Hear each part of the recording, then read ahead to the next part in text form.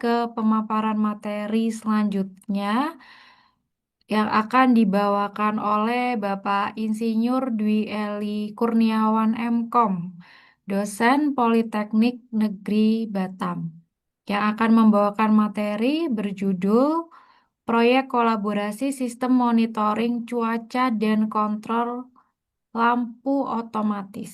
Selamat sore, Bapak Dwi Eli. Sore, Ya, sepertinya sudah siap ya Pak, suaranya sudah terdengar. ya, Waktu dan tempat kami persilakan kepada Bapak Dwi Eli. baik. Terima kasih, Mbak Helena. Assalamualaikum warahmatullahi wabarakatuh. Selamat siang, ya menuju sore, ya rekan-rekan semuanya, baik itu dosen maupun rekan-rekan mahasiswa. Izin share screen untuk materi yang ingin saya bawakan pada kesempatan kita kali ini eh, terkait dengan bagaimana sih nanti kita bisa berkolaborasi ya di dalam apa era yang saat ini ya teknologi yang cukup pesat gitu ya di mana eh, di dalam pembelajaran ataupun di dalam perkuliahan gitu ya tentu ini sesuatu yang perlu kita tekankan ya karena ketika ada sebuah project, sebuah produk yang kita bisa kembangkan, kita bisa benar-benar memberikan dampak ya, dampak kepada masyarakat ya, minimalnya adalah ke masyarakat sekitar kampus atau universitas.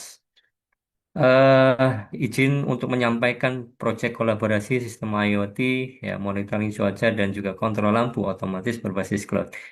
Ya, mungkin ini nanti juga bisa di apa duplikasi ya, jadi dari rekan-rekan semuanya.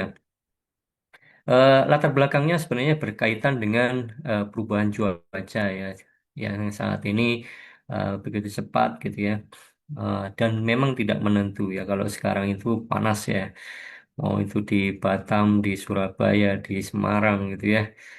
Eh, Sepertinya memang cuaca di Indonesia itu eh, saat ini masih ya gitu ya. Dan kerasanya memang panas ya. Kemudian penggunaan listrik ini masih boros ya di area pabrik ya tentunya. Ya kalau kita lihat beberapa area-area yang tentu seharusnya bisa kita hemat gitu ya. Dan diperlukan sistem yang mampu untuk bisa memonitoring kondisi lingkungan dan mengatur lampu secara otomatis. eh Gambar di sini sebenarnya ini adalah sebuah eh, pondok pesantren gitu ya yang eh, tidak jauh dari eh, apa wilayah hinterlandnya Batam gitu ya. Di mana kalau kita lihat sebenarnya nggak hanya ini ya tadi ya wilayah pabrik. Kalau kita lihat di sini mereka pakai yang namanya panel surya ya sudah ada internetnya gitu ya. Terus kemudian juga kalau kita lihat di sini ya ada banyak apa lampu-lampu yang terpasang gitu ya. Dan kalau kita lihat sebenarnya energi yang paling besar itu konsumsinya itu mestinya listrik ya listrik. Karena kalau listrik itu kan terus ya kalau misalkan 5 watt atau 10 watt ya terus gitu ya. Tapi berbeda kalau misalkan kita konsumsinya apa AC gitu ya. Misalkan AC kalau udah dingin kan apa dia akan turun ya. Seperti itu. Tapi kalau listrik ini terus ya konsumsinya ya 5 watt ya 5 watt terus gitu ya. 10 watt terus gitu ya. Sehingga ini beban yang tentu harus kita pikirkan bersama. Secara khusus ya saya saat ini sedang berkolaborasi juga dengan tim teman-teman yang ada di kampus Politeknik Negeri Batam tentunya. Kalau kita lihat ya kalau panel seperti ini ya nggak banyak lah ya di kita ya seperti itu. Nah, apa sih sebenarnya tujuan daripada proyek ini? Tentu bisa ya rekan-rekan mahasiswa dengan keilmuannya yang sudah eh, belajar, ya, belajar ataupun belum belajar ya, belajar sambil belajar atau baru mau memulai belajar gitu ya, itu bisa langsung ya applied ke masalah-masalah yang ada di kisaran apa masyarakat gitu ya. Dan setidaknya kita bisa memberikan dampak ya. Nah ini ya saya coba untuk bisa membangun bagaimana sistem monitoring cuaca itu tadi itu berbasis sensor. Kemudian juga kita bisa mengintegrasikan data cuaca dengan sistem kontrol lampunya otomatis kan gitu ya.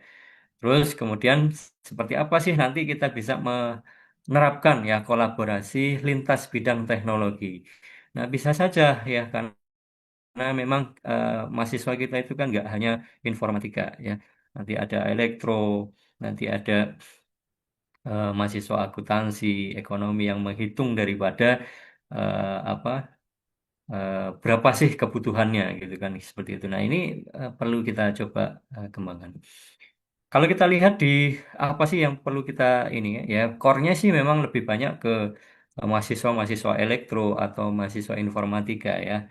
Nanti bisa mengenali beberapa komponen daripada sistem ya seperti sensor DHT22 ya, ini untuk suhu dan kelembapan atau sensor hujan ya, rain sensor. Kemudian ada LDR ini untuk intensitas cahaya. Kemudian ada ESP32 atau Arduino sebagai kontrolnya nanti ya. Kemudian modul relay sebagai skala lampu, saklar lampunya. Kemudian dashboard IoT-nya kita bisa gunakan Blink atau ThingSpeak ataupun nanti bisa pakai Grafana. Nah, kalau kita lihat di sini ya sebenarnya eh, kita sebagai dosen ataupun sebagai mahasiswa nanti kolaborasi terkait dengan apa harga dan seterusnya ini mahasiswa-mahasiswa di bagian akuntansi atau ekonomi ya seperti itu. Mereka bisa melihat, bisa menghitung seperti apa sih kebutuhannya ya dan seterusnya gitu ya. Untuk mahasiswa elektronya udah pasti itu ya. Mereka harus tahu secara teknisnya untuk menggunakan daripada sensor dan alat komponen ini. Kemudian mahasiswa informatika apa sih? Ya tentu dengan program ya pemrogramannya bagaimana dia bisa mengintegrasikan antara sistem yang satu dengan sistem yang lain sehingga dia bisa ditampilkan secara GUI ataupun bisa ditampilkan secara apa cross platform ya di web gitu ya terus seperti itu. Nah, kalau kita lihat di sini arsitektur daripada sistem ini ya biasanya kita lihat dari sensor cuaca kan gitu ya. Terus kemudian ke microcontroller ini bisa membangkitkan untuk modul relaynya dan menghidupkan on off lampunya atau kita bisa larikan ke cloud IoT gitu ya. Nah, ini juga nanti mahasiswa akuntansi atau ekonomi ini bisa melihat nih berapa sih kebutuhannya untuk cloud IoT ini gitu ya servisnya atau apapun itu ya yang memang harus kita kita hitung kan gitu ya. Terus kemudian dashboardnya kan servis-servis ini yang di beberapa vendor ya itu kita pakai subscriber atau pakai itu kan ada yang perlu kita hitung kan gitu ya. Gitu. Nah, kalau secara lokal sih mungkin mahasiswa elektro atau mahasiswa informatika udah bisa bikin ya seperti ini ya, rangkaian-rangkaian seperti ini ya. Bagaimana nanti di inputnya, kemudian ditampilkan di Grafana ataupun nanti diberikan notifikasi ke apa Telegram atau WhatsApp gitu ya. Atau misalkan juga eh, seperti ini ya, ini untuk monitoring suhu gitu ya terkait dengan kondisi yang ada di server gitu ya dan seterusnya gitu. Nah, bagaimana sih alur kerja yang lain ya? Jadi sensor tadi itu membaca suhu, cahaya ya, atau hujan gitu. Nanti datanya dikirim ke platform IoT gitu ya. Kemudian sistem menentukan daripada kondisi cuacanya gitu ya. Nah, misalkan seperti ini ya. Jadi ada LDR-nya dari mengukur daripada lux tingkat intensitas cahayanya gitu ya. Misalkan kurang dari 300 nanti dia gelap atau lebih dari 300 nanti terang kan seperti itu. Atau sensor hujan gitu deteksi tetesan air ya. Jadi kalau ada tetesan satu gitu ya, ya berarti hujan gitu ya. Nah, kalau tidak berarti dia tidak hujan gitu ya. Atau DHT-nya DHT22 gitu ya mengukur daripada suhu dan kelembapan. Ini terkait dengan data ini, data cuaca ya. Nanti kita juga bisa prediksikan pakai AI ya. Kalau misalkan kita integrasikan ke sistem AI-nya. Seperti itu.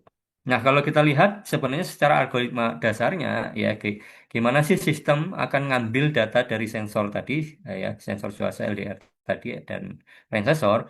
Lalu kemudian dia bisa memutuskan apakah lampu perlu dinyalakan atau dimatikan ya berdasarkan daripada kondisi di lingkungan itu. Tujuannya apa? Ya biar tadi untuk bisa efisiensikan daripada energi dan kemudian responsivitas terhadap cuaca gitu ya. Nah, kalau kita lihat di secara tampilan ya mungkin rekan-rekan bisa lihat di Grafana gitu atau misalkan dilihat di Blink ya atau di ThinkSpeed gitu ya. Nah, ini kebetulan di Grafana ya di mana kita bisa apa pantau ya lewat WhatsApp gitu ya seperti itu.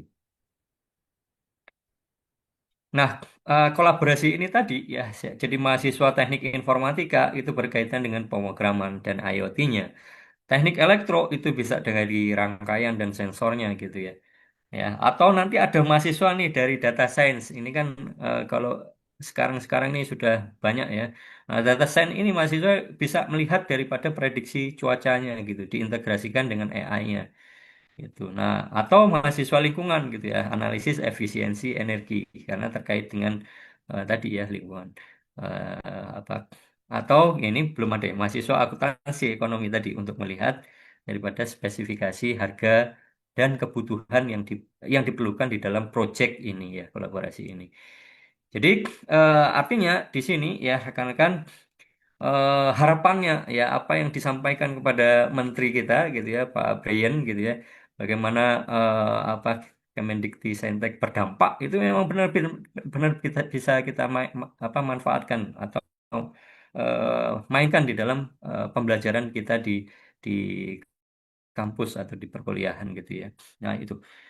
Oke, jadi integrasi AI ini jadi opsional sih sebenarnya tadi ya. Kalau dataset cuaca itu dikumpulkan dari sensor, kita pakai decision tree-nya, kemudian kita bisa menentukan waktu menyala.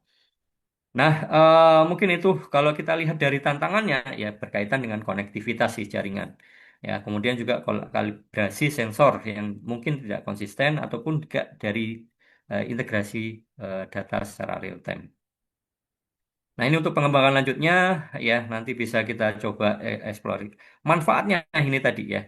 Manfaatnya setidaknya ya apa pembelajaran kita yang secara konvensional itu dinilai kuis, soal dan seterusnya itu nggak ada artinya, hanya tumpukan saja. Nah, bagaimana kalau produk ataupun dampak itu bisa kita rasakan di masyarakat gitu ya.